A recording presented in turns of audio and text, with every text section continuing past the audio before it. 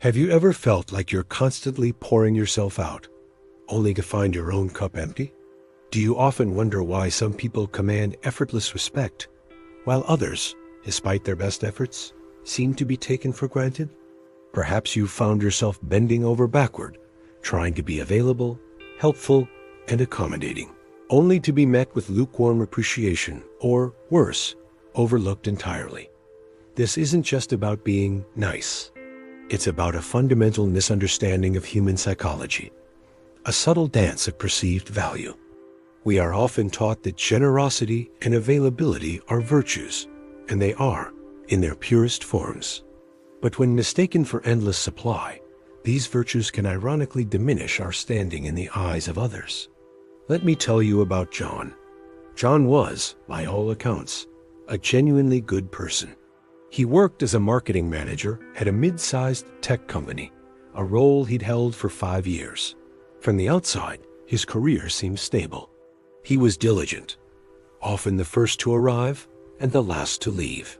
If a colleague needed help with a presentation, John was there.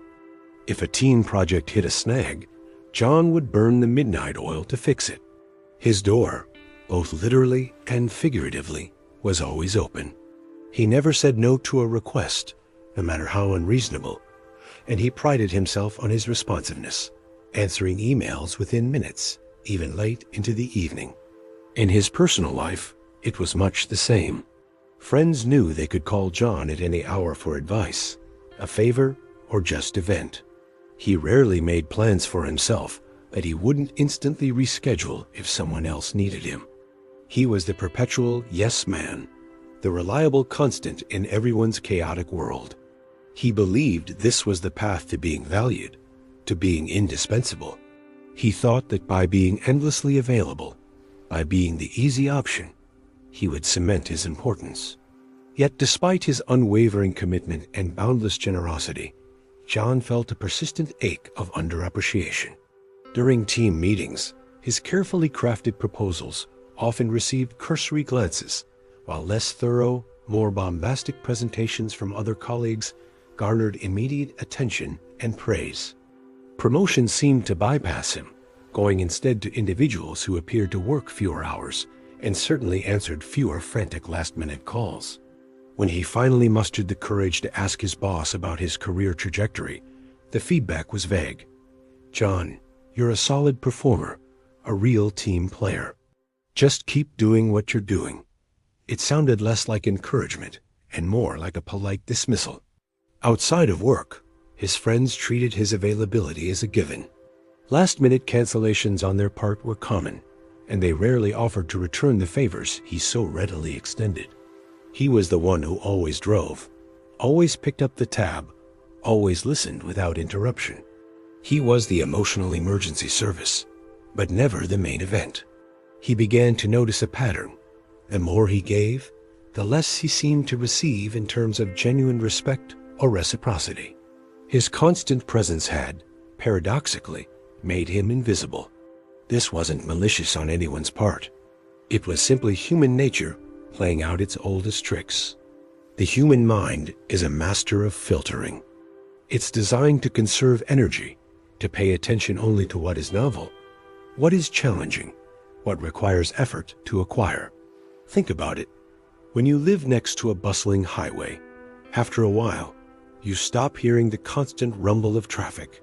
It becomes background noise, part of the scenery, until a particularly loud siren or a sudden silence breaks the pattern. John, in his relentless availability, had become the highway hum. He was always there, always accessible, and therefore, his presence, his contributions, his very essence, had faded into the background of people's consciousness. The problem, as John slowly began to understand, wasn't that he wasn't good enough. It was that he was too easy. He was the low-hanging fruit, the open tap, the free sample. And in the intricate psychological marketplace of human interaction, nobody truly values what is easy to get. We are wired to assign higher value to that which is scarce, that which requires effort, that which we might lose. This isn't about being manipulative. It's about understanding the deep-seated mechanisms of desire and perception. One evening, after another exhausting day where his efforts went largely unnoticed, John stumbled upon an old philosophy book. It spoke of value not as an intrinsic quality, but as a perceived one, shaped by context, by demand, and most crucially, by scarcity. It made him recall a conversation he'd overheard between his boss and a visiting consultant.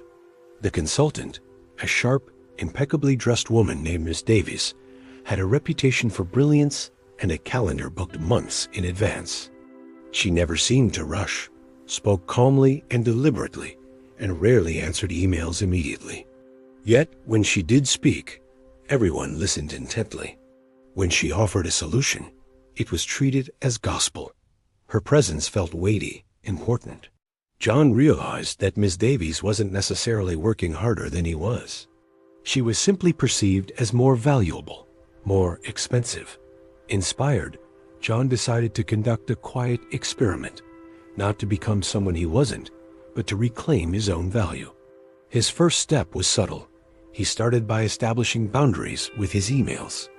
Instead of instant replies, he designated specific times to check and respond. Initially, there was a flurry of follow-up messages from colleagues, a slight sense of panic when their instant gratification wasn't met. But he held firm. He would still reply, but on his schedule. To his surprise, the sky didn't fall. In fact, people started sending more thoughtful, less urgent messages, knowing they wouldn't get an immediate fix. The quality of communication improved. Next, he tackled his yes-man syndrome. A junior colleague, Sarah, approached him with a frantic request to completely rewrite a section of her report, due in an hour. In the past, John would have dropped everything. This time, he paused. "Sarah," he said calmly, "I understand this is urgent, but I'm currently focused on a critical task for the Q3 review. I can look at it in about an hour, but you might want to try drafting some of the changes yourself in the meantime. What specific points are you struggling with?" Sarah, initially flustered, actually went back to her desk, made some edits, and when John did look at it later, it was significantly better. He hadn't refused help. He had simply introduced a small barrier, a controlled delay that subtly shifted the burden of responsibility and, in doing so, increased the perceived value of his eventual assistance. His social life also saw a transformation. When friends called for last-minute favors, he started saying, "I'd love to help, but I've already made plans." He didn't offer lengthy explanations or apologies. He simply stated his boundary. It was uncomfortable at first. There were grumbles, even a few hurt feelings. Some friends drifted away, the ones who were primarily there for convenience. But others, the truly valuable connections, began to respect his time more. They started planning ahead, inviting him to events with more notice and asking about his plans, rather than just dictating their own. His true friends appreciated that he was prioritizing himself, and they responded by valuing his presence even more when he was available. John also began to cultivate a sense of mystery, a quiet confidence. He stopped over-explaining himself, both in meetings and in conversations. When asked a question, he would provide a concise answer, then let silence hang in the air for a moment. This stillness, initially jarring, made others lean in, listen more intently, and fill the void with their own contemplation. He learned that silence, when wielded deliberately, isn't empty. It's pregnant with meaning, forcing others to engage more deeply, to interpret, to seek understanding, rather than just passively receive. He realized that authority often speaks in a lower volume, with a slower cadence, because it doesn't need to shout to be heard. His physical demeanor shifted too. Instead of rushing from meeting to meeting, looking stressed and harried, he started walking with a more measured pace.